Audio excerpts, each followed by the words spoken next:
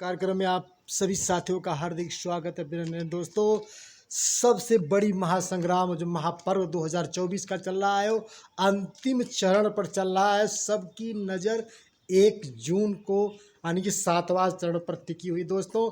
उसके बाद 4 जून का नतीजा देखने के लिए पूरे देश के लोग जो है उत्साहित है दोस्तों।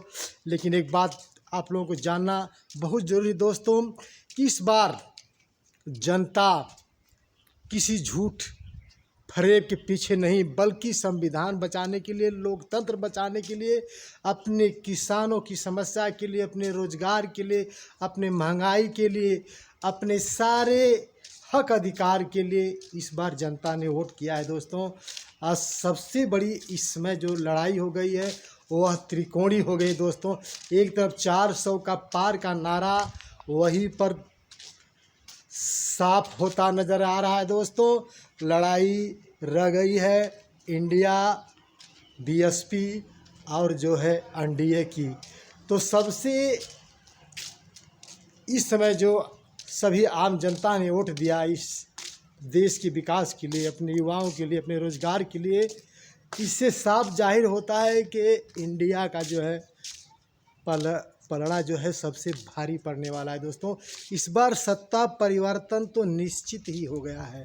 ये जो झूठे लोग कहते हैं 400 के पार और 800 के पार, कभी कह देंगे संविधान ख़त्म कर देंगे, कभी कह देंगे जो है ST SC जो है मैरिटी ख़त्म कर दें, कभी कहेंगे आर्थिक के आधार पर जो है जनगणना होनी चाहिए। यानी तमाम जैसे कानून जो इस देश के जो है विकास को बर्बाद करने वाली है, और वही तरफ नारा देते हैं कि मैं विकसित भारत बनाना है।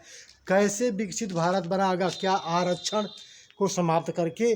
क्या आर्थिक आरक्षण वालों को, जिसके पास जितना अधिक पूंजी है उसको उतना अधिक जो है आरक्षण देकर इस देश जो है भारत हमारा विकसित होगा?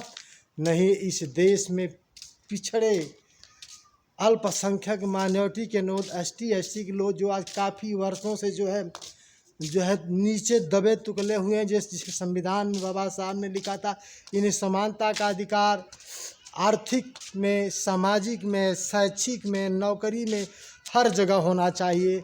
क्या हो गया है? लेकिन नहीं हुआ है दोस्तों। आपको जानना चाहिए बिल्कुल नहीं हुआ है। 90% रह करके आप और 10% वाले सभी नौकरियों पर कब्जा किए हुए हैं, और अभी कहते हैं कि आरक्षण ख़त्म कर देंगे। यानी आरक्षण सारे का लाभ वही ले रहे हैं और ऊपर से आरक्षण ख़त्म करने की बात करते हैं दोस्तों। इसलिए आपको समझना होगा कि आपके बच्चों के भविष्य के लिए समझना होगा, इस देश के किसान के लिए समझना होगा। इस देश के महंगाई, सारे महंगाई किसानों पर थोपी जा रही है, सारे GST जो है वो पर थोपी जा रही है। और कहीं पर कहते हैं लोग 5 किलो देंगे, तो कहीं पर कहते हैं 10 किलो दे करके भारत को GPD को बर्बाद करने में तुले हुए हैं दोस्तों। अब आपको समझना होगा, आप सभी साथियों, आप सभी माताओं, बहनों, भाइयों को समझना होगा, इस देश के जो हित के लिए जो काम करे, जो झूठे वादे न करे, मैनिफेस्टो नहीं, झूठे वादे नहीं, एक ऐसी को वोट करें जो झूठे वादे न करती हो, इस देश के विकास के लिए काम करती हो, जो इस देश के लिए अच्छा काम करके दिखाई हो दोस्तों। 70-75 सालों से तो वही लोग राज कर रहे हैं, इधर का उधर, उधर का उधर। अपना एक ही सिक्के के दोनों पहलू हैं दोस्तों। आपको भ्रमित किया जा रहा है, कभी आपके ST ST पर ख़त्म कर दिया जा रहा है। जब ST ST OBC जो है आपका एक्ट ख़त्म हो जाएगा तो आपके लड़ने के लिए कोई ताकत रह जाएगी, कोई शक्ति रह जाएगी, तब आपकी आंखें खुलेगी। अभी आंखें नहीं खुल रही है। अभी आप बहकाने के लिए बहकाव में अपना वोट को दुरुपयोग मत करें दोस्तों, क्योंकि देश के लिए, जो संविधान के लिए चलता हो, जो इस देश के लोकतंत्र के लिए चलता हो, जो भारत के तीसरे नंबर की पार्टी है, जो 25 से ज़्यादा देशों में अपना जो है चुनाव लड़ रही है, उसको आप हल्के में ले रहे हैं। कुछ लोग बदनाम करते हैं BSP को, लेकिन नहीं, उनका 25 से ज़्यादा देशों में उनका जनाधार हो चुका है दोस्तों। आपको हल्के में मत लीजिए। और इस बार आप बताएं कि सरकार किसकी बनेगी? NDA की बनेगी, ये इंडिया गठबंधन की बनेगी, कि BSP? यानी त्रिकोणीय चुनाव हो गया उत्तर प्रदेश में खास। 80 सीटों पर एनडीए का दावा है कि 80 में 80 हमारा है। इंडिया का भी दावा है कि हमारा है।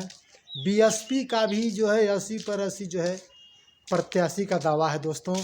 अब सबसे बड़ा लड़ाई इस उत्तर प्रदेश की 80 सीट पर है दोस्तों।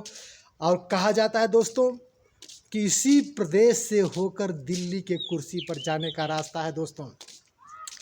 जो उत्तर प्रदेश पर सबसे ज़्यादा अपना सांसद लाएगा उसी को जो है दिल्ली की राजगद्दी मिलने वाली है दोस्तों। इस समय जो है बहुत कड़ाके की टक्कर जो है उत्तर प्रदेश में त्रिकोणीय चुनाव हो गया है। अब दिल्ली की कुर्सी किसके हाथ में जाएगी, एनडीए या इंडिया या बीएसपी, आप कमेंट करके ज़रूर बताएं दोस्तों। यह बात अच्छी लगी मेरे दोस्तों मित्रों को ज़रूर शेयर करें। अगर आप हमारे चैनल पर नए हैं दोस्तों तो ज़रूर सब्सक्राइब करिए दोस्तों। आप सभी को बहुत बहुत साधुवाद। जय संविधान, जय भारत का विज्ञान।